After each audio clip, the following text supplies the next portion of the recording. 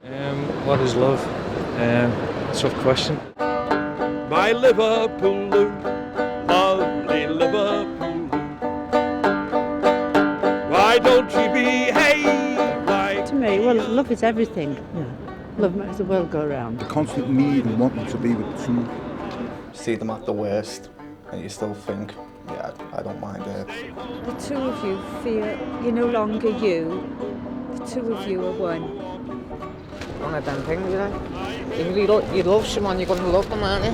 I think you can be like, you know, a couple who are totally cliched to other people, but it's what you think that matters. Love is blind, definitely. Yeah. Love hurts, yeah, that's a good one. Yeah, forbidden love.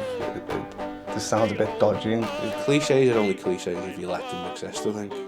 So everything should be taken on its own terms. Do you love Doctor Who? Yeah.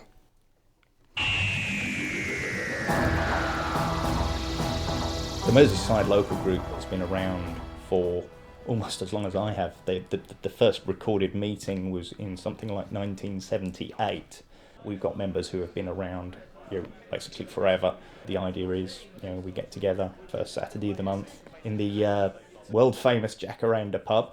It's a bunch of like-minded people who get together to have a chat and have a few pints and have a laugh. It's not all just about talking about Doctor Who. That's just what brings us together.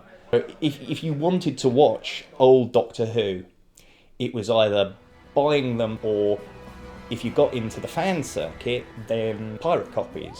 Fuzzy copies that had been tapes of tapes of tapes of tapes of tapes to the point where a colour story was a sort of black and white blur. But nowadays it's more social.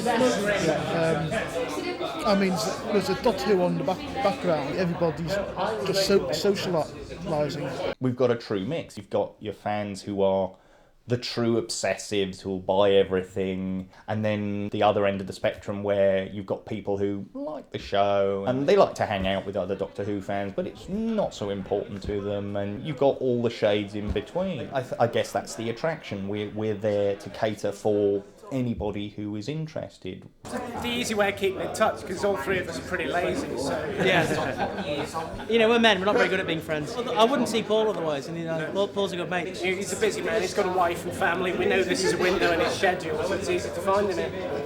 The success, we've got a great location, we've got some great people, we always try and make everybody welcome.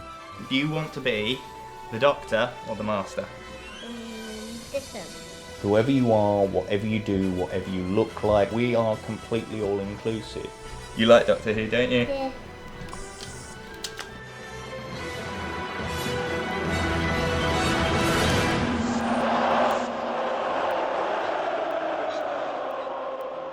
I'm married to Liverpool Football Club, and I love Liverpool Football Club. It goes back to Hillsborough, and we, the supporters and the fans, know truly what did happen despite the official reports. And as a consequence of all that, you know, it was difficult to deal with afterwards, so I went back to Hillsborough about, I think it's 2 or 3 weeks later, just to try and just piece things together. And as I stood there kind of reflecting and kind of work things out in my mind, I looked down and I saw a glint in the sunshine. It was just like a little badge, and it forced into the corner, and it was all scratched, and it was an old style Liverpool crest. I remember picking it up and thinking, that represents somebody's life, you know. And I just sort of held on to it really, and it gave me kind of a little bit of comfort in a way.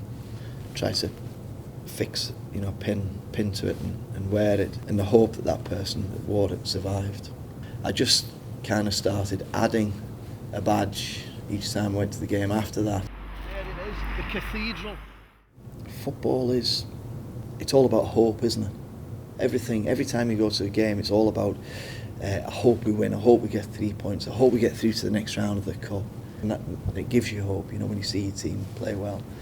It's your mates, and it's the supporters, and it's the atmosphere as much as the game. So it's definitely the people.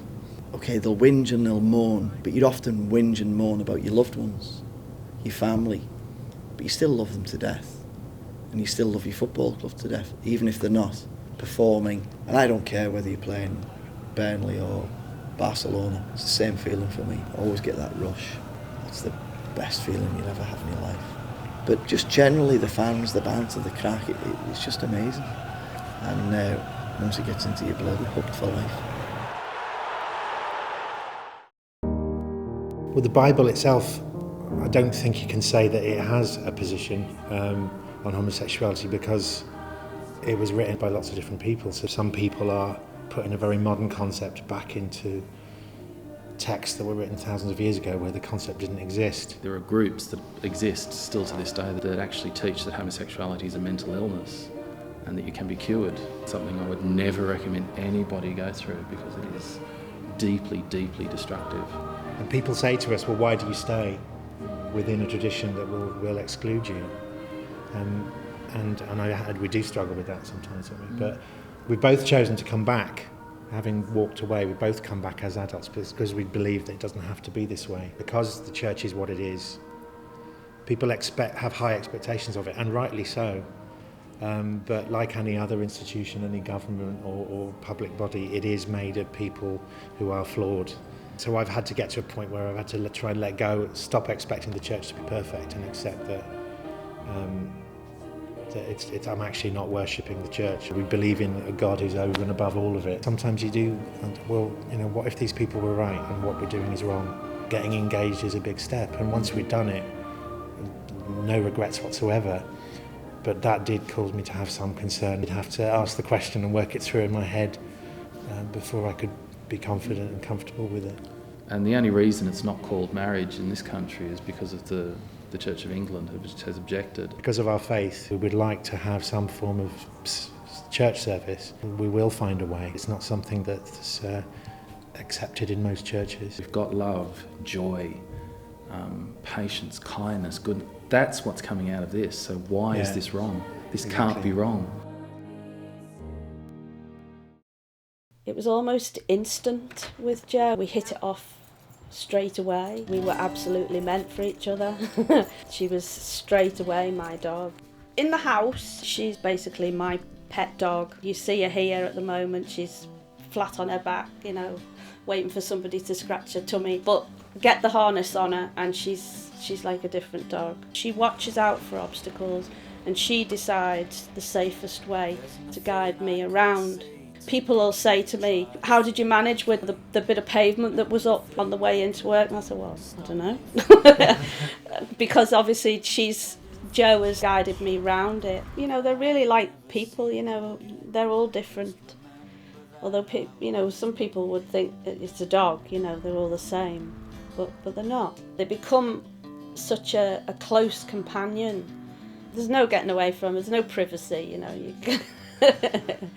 When we're getting near to where the bus stop is, I say to find the bus stop and I use my hand signal to her to look out for it. She'll find the bus stop and she knows to stop and wait there. She will locate pedestrian crossings. I can't see at all, so I have to trust her 100%. And if I didn't, it would be very hard. It would be hard for me and it would also be very hard for her. The whole time we're out, she's concentrating the whole time, so it is quite, it's quite tiring for them, really. She loves her work, but she needs free time as well, don't you? When the time comes for them to either retire or, sort of for them to say goodbye to them for forever, it's quite heart-wrenching, really, and it takes a long time to get over. My dogs are almost on a level with my children, almost, because of what they give me, what they do for me. When you're with a dog as a partnership 24 hours a day, 7 days a week, they really get under your skin. And it's just great. It's, I love it.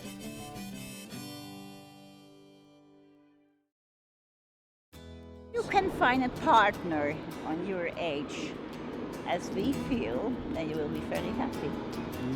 That's for sure. I'm still a youngster. I was only 88 on Monday, so I've still got a few more years to go. I hope. Love at first sight, do you believe in that? Yes. Oh, aye. Yeah? Yes. That's how we've got 15 children between us. Ain't going to graduate pulling off stunts like that, are you?